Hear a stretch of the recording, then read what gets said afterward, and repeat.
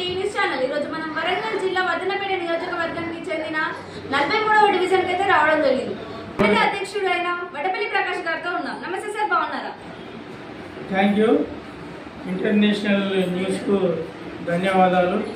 మీరు ఈ యొక్క సమయం వెచ్చించి మా దగ్గరికి, మండల అధ్యక్షుని దగ్గరికి, మరియు కాంగ్రెస్ సీనియర్ నాయకుల దగ్గరికి, మరియు మండల్ మైనార్టీ నాయకుల దగ్గరికి, డివిజన్ మైనార్టీ నాయకుల దగ్గరికి మీరు ఇచ్చేసినందుకు ఇంటర్నేషనల్ న్యూస్ వారికి ముఖ్యంగా ప్రత్యేకంగా ధన్యవాదాలు చెప్తున్నాను. మీరు వచ్చిన మీ డివిజన్కి మీరు ఎలాంటి అభివృద్ధి కార్యక్రమాలు చేపట్టారు?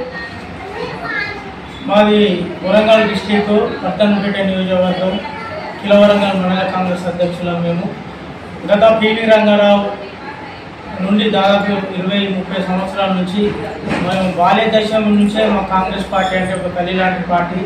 ఆ పార్టీని నమ్ముకొని మా తల్లిదండ్రులు కూడా కాంగ్రెస్ పార్టీలో ఒక తల్లి లాంటి పార్టీలాగా వాళ్ళు ఉండి మమ్మల్ని కూడా కాంగ్రెస్ పార్టీ నుంచే దినదినం కాంగ్రెస్ పార్టీ మమ్మల్ని ఎదుగుదల చేసింది. మాకు అప్పుడు దాదాపు 15-20 ఏళ్ల క్రితం కూడా ఇందిరమ్మ ఇళ్లతోటి కాంగ్రెస్ ప్రభుత్వం నిరుపేద వ్యక్తులకు, నిరుపేద కుటుంబాలకు మాకు కాంగ్రెస్ పార్టీ చదువు విషయంలో కానీ, బోరు విషయంలో కానీ, కాలువల విషయంలో కానీ, బాయిల విషయంలో కానీ, పచ్చరాయి భూముల విషయంలో కానీ, ఇప్పుడు ఇక్కడ మాకు ఎయిర్పోర్ట్ కూడా కాంగ్రెస్ ప్రభుత్వంలో అప్పుడు గత 40 సంవత్సరాల క్రితం కూడా మాకు ఎయిర్పోర్టు దాన్ని స్థాపించింది కూడా కాంగ్రెస్ పార్టీ.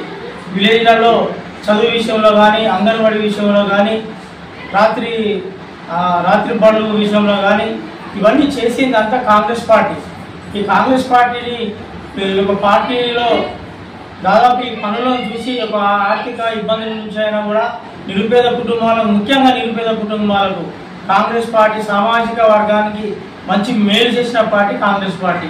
నేను గత 20 ఏళ్ల నుంచి 25 ఏళ్ల నుంచి మేము చేస్తున్న పనులను బట్టి 6 సంవత్సరాల క్రితం వర్ధనపేట నియోజకవర్గం ఇన్ఛార్జ్ గారైన నమ్మిల శ్రీనివాస్ గారు మరియు నాయని రాజేందర్ రెడ్డి గారు మరియు ఎర్రబెల్లి స్వర్ణ గారి ఆధ్వర్యంలో నాకు మండలాధ్యక్షుని పోస్టు నాకు పట్టబెట్టారు.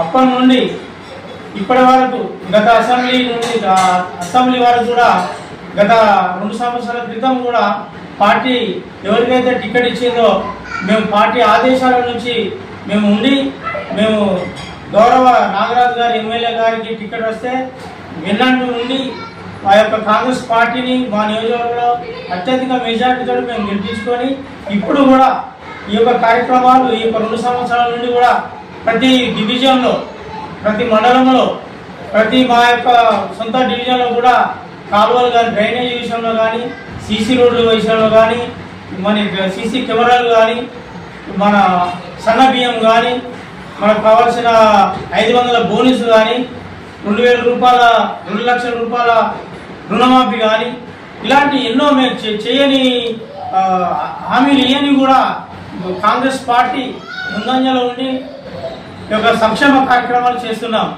అలాగే ఈ మధ్యలో గ్యాస్ 500 రూపాయల గ్యాస్ సబ్సిడీ కూడా కాంగ్రెస్ పార్టీ ఇచ్చింది.